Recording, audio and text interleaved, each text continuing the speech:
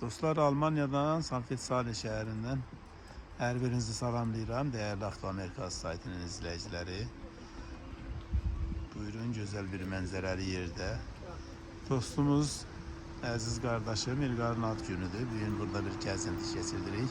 İlqar, ad günü mübarək olsun. Təbrik edirəm. Sağ ol, sağ ol. 100 yaşayasan. Ben Ömer'le başta film yaptım. Ha.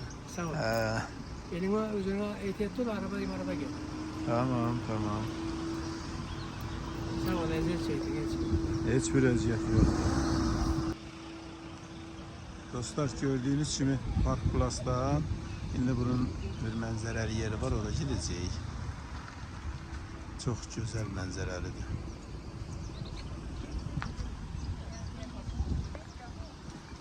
Musal müəllimi də göndərmişik.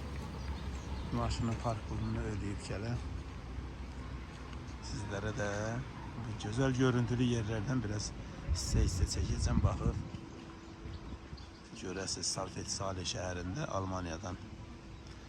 Hər birinizə ateşli salamlar. Dostlar, belə mənzərəli istirahət yerləri düzəldiblər. Şimdi bunların da istirahət yeri belədir. Bizimkinə çatmasa da belə.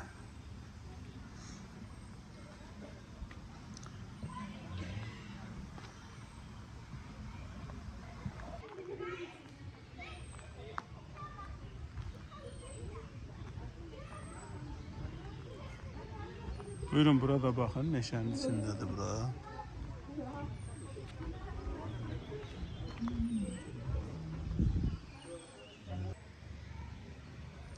Hər birinizə qismət olsun, gəlib belə yerləri bir gəzəsiniz dostlar.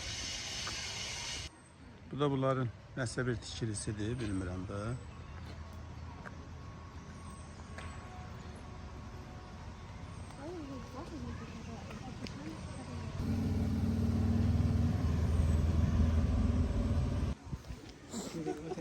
Misali getirin geliyor. Geçin bak. Çeperenlik adam. Böyle buraları karıştırmışlar biraz. Şimdi ne?